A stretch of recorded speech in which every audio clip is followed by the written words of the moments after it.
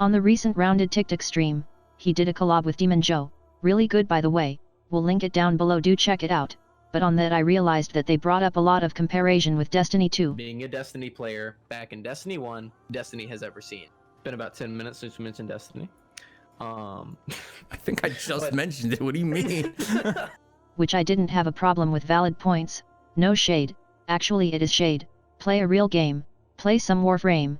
Warframe is one of the best games I have ever played, the game is so well done and polished, that Save the World can really do amazingly if they take a few pointers from them, and do note I have 2,459 hours on Steam on this game, 1,265 in-game hours, that's time I played in the missions itself. This was my life 1 or 2 years ago. We'll try and touch on points that will do well in Save the World or how the two games differ, so you guys can see how much better that game can be. This might just be an advertisement for this game than an actual video, and if I do make some mistakes about this game, do forgive me, hardcore Warframe players. It was a lot of work to make the script for this video.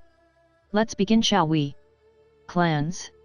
In Warframe, anyone can start a clan, you can recruit members, it has a dedicated chat, members list, and ranks for the member, your own name, profile picture of the clan that you can upload and use, if they approve it, and has their own dedicated play space for everyone.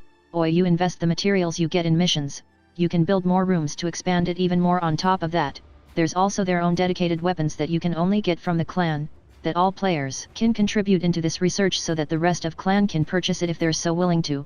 But I do know what you guys are thinking, what if there was a big clan, wouldn't that be unfair to the smaller clans?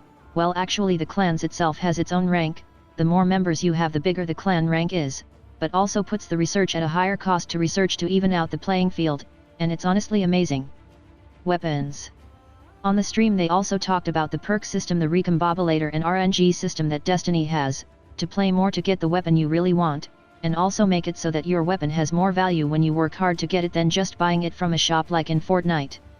Warframe has a very deep and complex weapon system, but it can also be very simple and fun at the same time. First you have to get a weapon schematic, which you can buy from the shop, clan, a trader, events, enemy drop, or you can get the prime version of that weapon, which is a even better version to that weapon. From getting the parts to build the weapon from what they like to call relics, there's a lot of things you can do to get a weapon. Once you get your hands on that weapon schematic, you then have to build a weapon from materials you get just by playing the game, which can either be very easy, or a little bit out of the way depending on how good or rare the weapon is. And when that weapon is finally in your hands, you then have to use the weapon in order to level the gun up, and then at that point it comes the weapon perk time.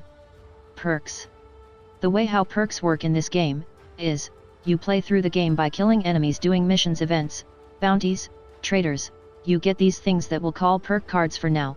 With these perk card, each one depending on their rarity and what they do, takes up a certain amount of space. Weapons can only hold so much, but you can upgrade the weapon even more to hold even more of these perk cards. The perk card itself can be upgraded and you can choose how many spaces a card takes up, and you can have multiple of the same card with different upgrades, but you can only use one of a certain card at a time on a weapon. These cards can be crit chance, crit damage, damage rate of fire, even some has negative traits but can also give you even more off. Let's say, crit chance is a trade-off. There is hundreds of these cards that can do so much different things, and in this way you can customize a weapon however you so please, and each weapon in this game is unique in some way. No weapon will ever feel the same, and they constantly update weapons so that they will not fall to the power creep of the game. And you can also get a special perk card for a weapon, that you can access when you reach end game, that makes weapons even more powerful, but this is also determined on how much a weapon is used. If it is used by the majority of the players, then its card will not be as powerful for it, than a weapon that is used by let's say 5% of the player base, so you can make a not so good weapon, very powerful, if you are willing to put in the time to upgrade the card and weapon itself. Classes. The classes in this game is what we call Warframes. When you start this game, you get to pick one out of 3 beginner classes, so to say. At the time of making this video there is about 42 different classes in this game, and every single different class in this game is completely different to each other. Each Warframe comes with 4 set of abilities and 1 passive ability, and every single one of these abilities is something different. You can either play a tanky berserker, a healer support class, a tanky damage boosting dragon that you could shed your skin and let it do all the work for you, a ranged swordsman,